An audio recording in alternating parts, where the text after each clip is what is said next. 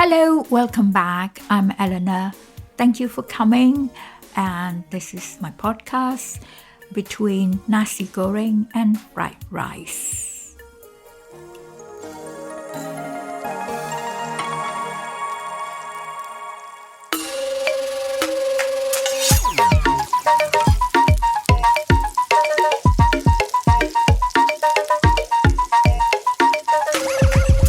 Hello, Pierre. Thank you so much for coming. Welcome to London. Pleasure. And from Paris.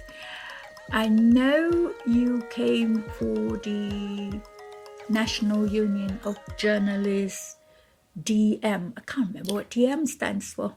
Delegate meeting. Yeah, Delegate meeting, at Blackpool. So how was it? How was it last weekend? Fascinating. Lively debate, which would be the positive view of that. Some angry words as well. Yeah, DM always has a drama content. Yeah.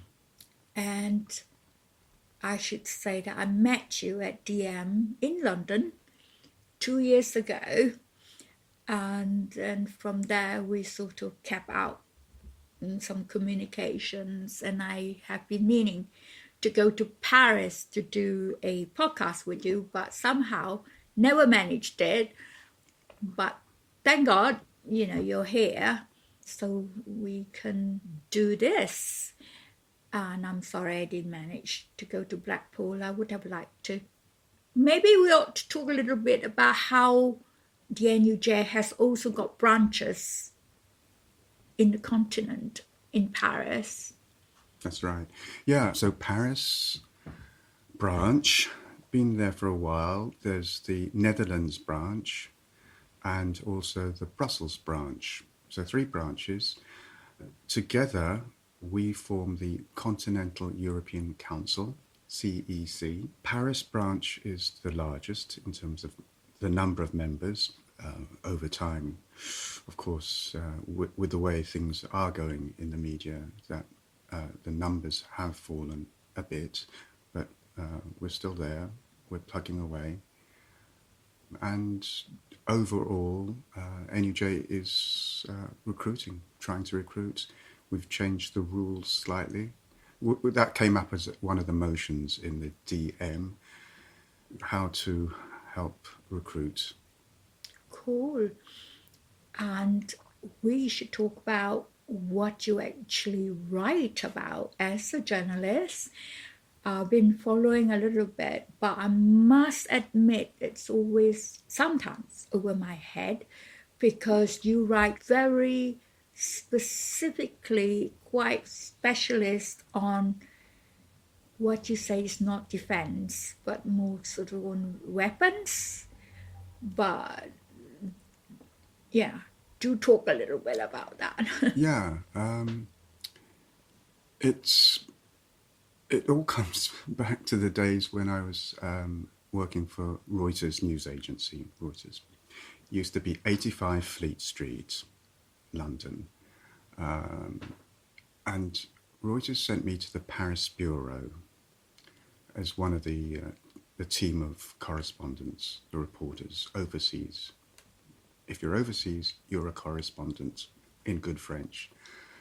And Paris bureau is one of the toughest, most stressful places.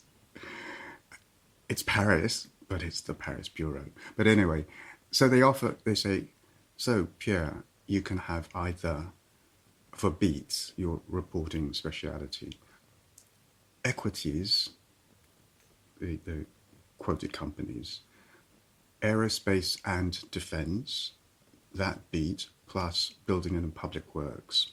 Those are the 2 beats. Or you can do the capital markets, the debt finance for the economy, the French economy. And I said, well, I did tons of capital markets in London. Best beat in the world in London, cap markets. So I think I'm ready to do a switch to equities, and therefore I picked up aerospace and defence, which included airlines. So, Air France and so on, big stories. competition in the airlines and so-called defence, which was fascinating because in France in those days, most of the arms companies were publicly owned, state-owned. And then over time, they became privatised through mergers and acquisitions or flotation on the French stock market. And because Reuters has this specialist financial reportage, there's the general news side, the politics stuff. Then there's the money spinner, which is the financial news for investors, financial analysts, stockbrokers. And they want to know what companies are doing. And if those companies are quoted, what they're doing, what contracts they win, what government arms programs are being launched or are in difficulty, that will affect the share price. So if that were in the UK, it would be the likes of BAE Systems, British Aerospace, as was. In France, it's some French companies or European companies which have large holdings in France. So it's a business beat. Cool. I mean, sounds, an interesting path. Well, what I would be interested is, how did you get there? I mean, you started off in Saigon. Can you sort of, give us some background to that? Because I understand Vietnam seems to me there is a sort of natural connection to France because of the colonization and stuff. But yeah, tell us your story. Right. The family backstory. So my father, my late father, was a journalist. And he worked in the early 50s, or the BBC World Service asked him to come to London in the early 50s. The External Services, BBC, Bush House, Aldwych. So he came over to London as a broadcaster, speaking as a journalist in Vietnamese to Vietnam from London. News stories, current affairs. After a few years there with my mum, he went back to Saigon and worked as a journalist in Saigon. And I was born in Saigon in the 50s, which is why I've got the very Vietnamese name Pierre, French Indochina, as was, until 1954. I've got a Vietnamese name as well, Long, Long, which means dragon. My little sister, my younger sister, was born also in Saigon. So we are of Saigon. And then later on, early 60s, the Beeb contacted my father and said, come back, we need you for the Vietnamese service. So that's how we went to London, St. Albans. And my father's a journalist, a BBC radio journalist, and print in Saigon when he was in Saigon. So we've got Beeb in our DNA. We've got journalism through our family.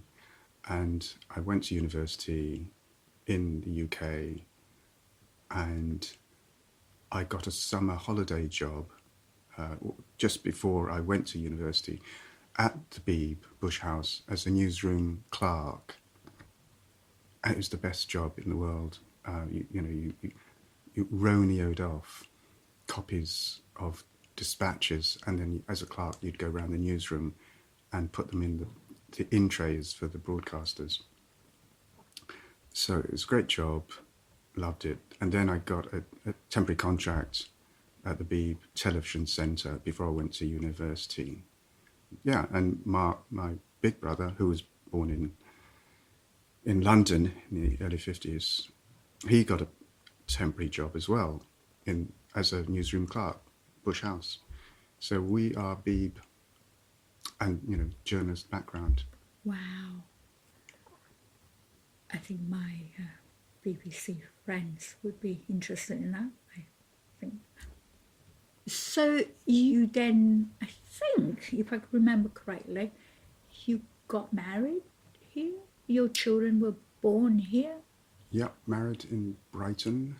The girls, Claire and Celine, born in London. Claire born in the East End, and therefore, in a particular part of the East End, which makes her technically a Cockney, and Celine born in Greenwich, south of the river. Yeah, and we're sitting here in Greenwich. And they're bilingual. They're totally, they'll speak in English, completely recedes pronunciation, RP, and because they live in Paris, and when they speak French, they are perfectly French accent French, and they only speak English when I'm around.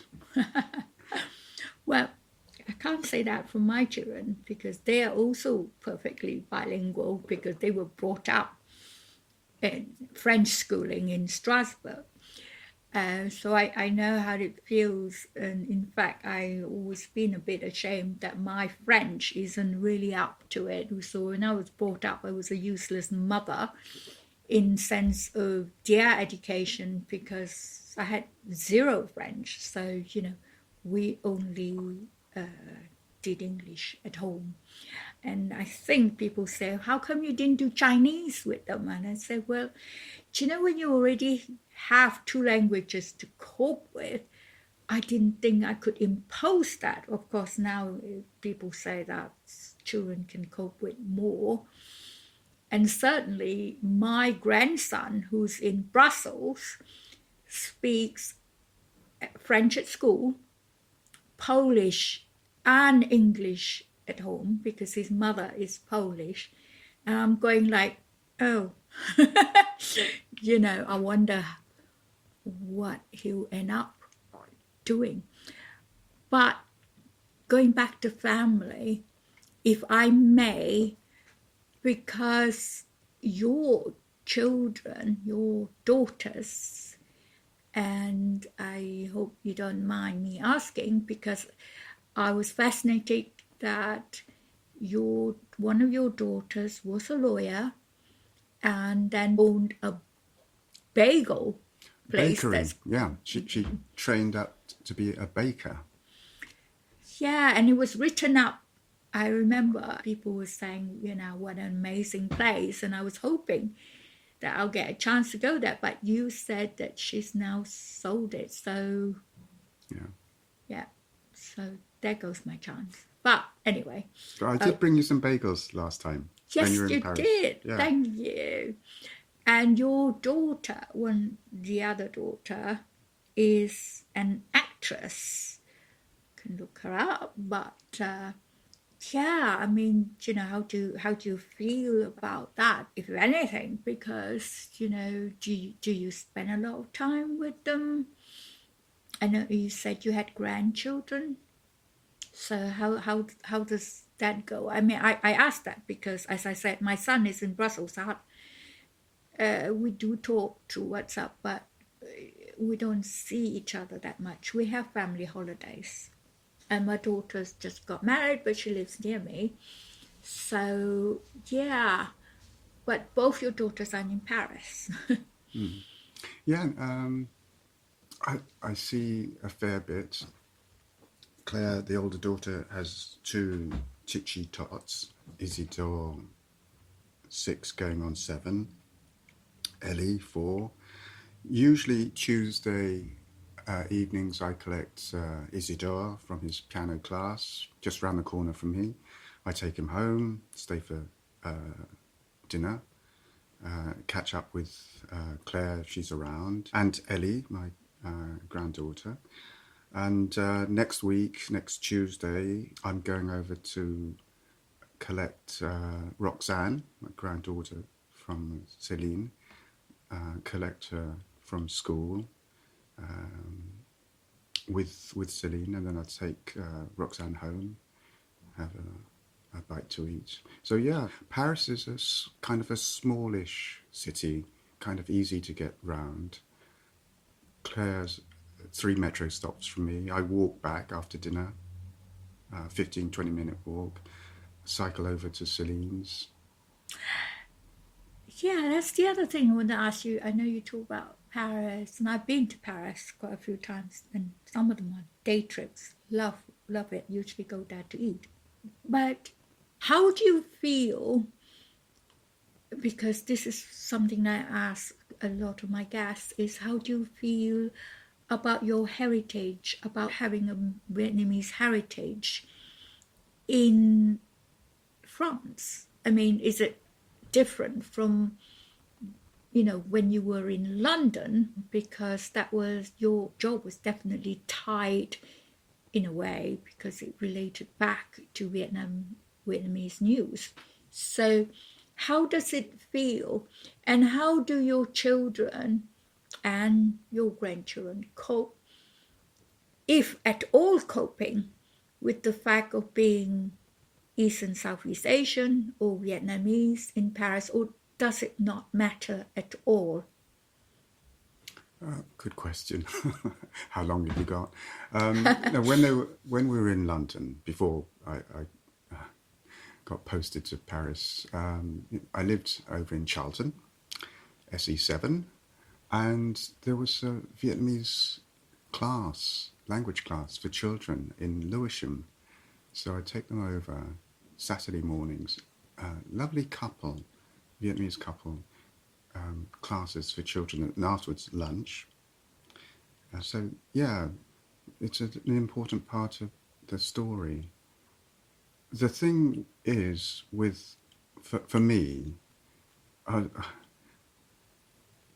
we were 5 children in the UK. In St Albans, we were the only Tran in the phone directory. This is before 1975, and the 75 was the fall of Saigon, and the first wave of immigration into the UK. And my late mother said to us quite a bit later, in raising us in St Albans, Hertfordshire, she wanted us to grow up with good English. And she didn't really teach us Vietnamese language. We knew a bit. We would speak it at home, or we would understand home language. And I can read a restaurant menu. But for them, it was more important to get ahead in English society. Here's another thing, actually, more broadly. If I'm in a presser in Paris, I'll look around. I'm the only Asian person there. There'll be no other Asian reporter, no black, no North African reporters, European. That's just the way it is. Interesting, at DM, at the closing of the DM, one of the senior officials went through the numbers of motions discussed, the debates, the number of delegates who came to the meeting, and broke that down by ethnic groupings. And the word minority comes to mind, but we're trying to tackle it, trying to get it better. I remember that's why I spoke to you 2 years ago, because I was caught that, you were obviously East or Southeast Asian. So I came to say hello because there's so few of us. And then afterwards we went to, I think you mentioned it earlier, we went to a Thai restaurant. You said that, Thai or Malaysian, could be Malaysian. Malaysian. Yeah. I have to ask Anne, I think. And that, I think, among us who are Asian or Eastern, Southeast Asian, it's very important, the sort of bonding through food and memories. And most of the people that I have interviewed in this podcast, we always mention food because that's almost like a common denominator. We remember, whatever histories or whatever we have, it's through food. For example, one of the people I spoke to, Anthony, he has been to Hong Kong, to Canada, then back to the UK. But he says that the most important thing for him when it comes to his heritage is the food, because it is the food that goes into, like I think you mentioned at some point, our DNA. We remember that. And I think going back to how sometimes we feel visible or invisible because of our ethnicity, it can be, for me anyway, because like you, very often I'm the only Asian in whichever community I'm in, except of course when I'm in East or Southeast Asian communities. And then it's difficult to raise your hand or whatever, because you think, do I want to bother? Do I want to bother, making my ethnicity known? It's very often, and as a disabled person, it's the same thing. Very often I go and then I'm like, do I bother to say, but you have mentioned disabled people, we're also a minority, that kind of thing. But I want to go back to Paris.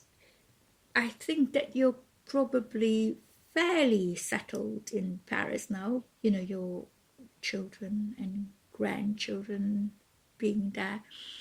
But how do you envisage your future as, family man, as part of your family, in your profession?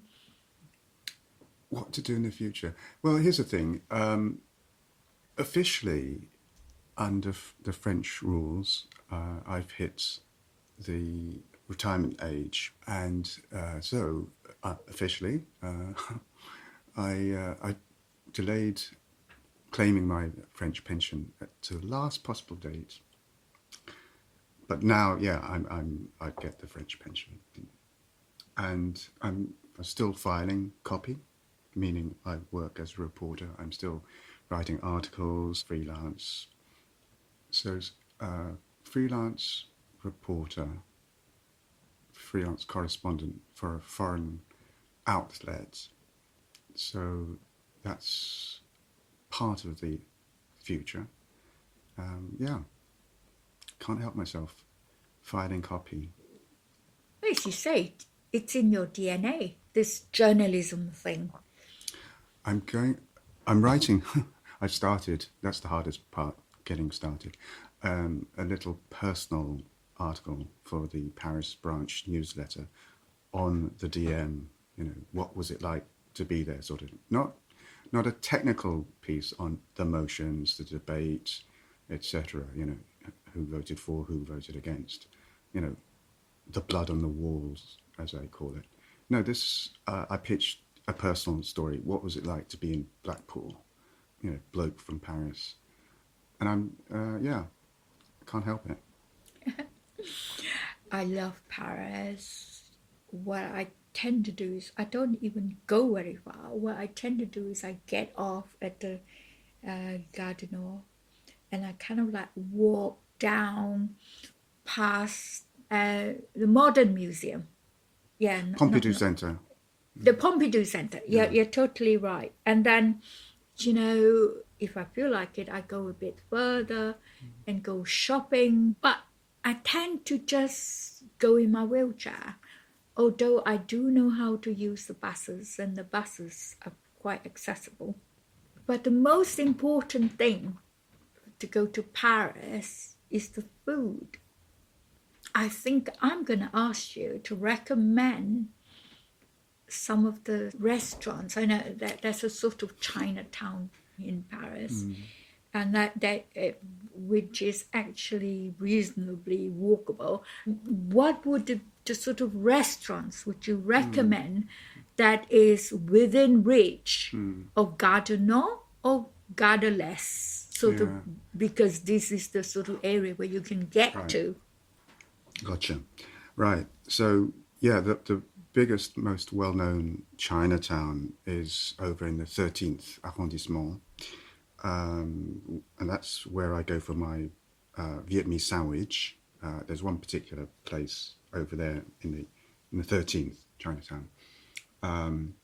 But the oldest Chinatown in Paris is actually at the top of the Rue Beaubourg. So up the road from the Pompidou Centre, you go north up Rue Beaubourg, and at the top, Arrêt Métier metro stop is a little Chinatown, and that's the oldest Chinatown in Paris.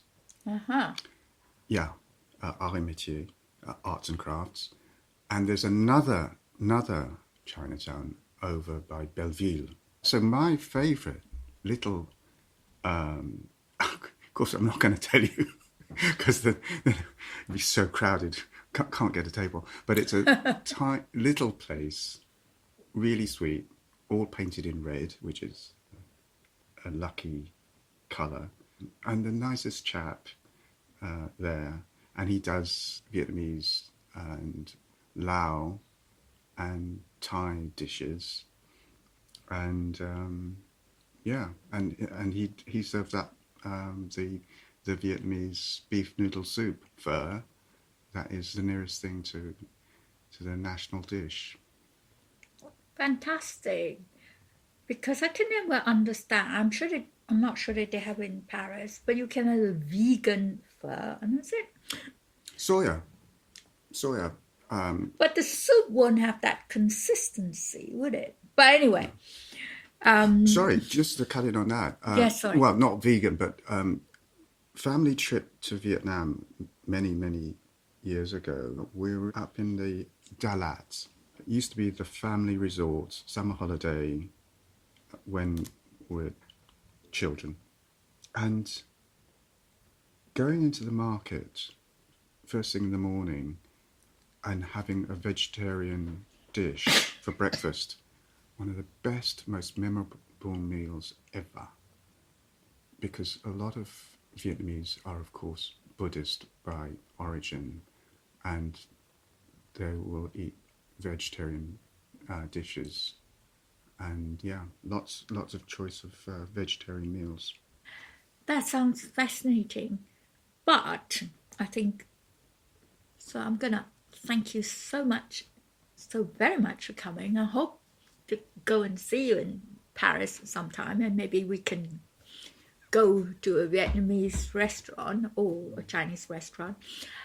But now, because you're here, I'm going to take you to my favorite dim sum restaurant, if that's all right with you. And, well, I've had Hong Kong friends tell me that they think that it's very good and comparable to Hong Kong dim sum places. So thank you again, and we'll continue our chat there. Thank you. Thank you. Thank you very much.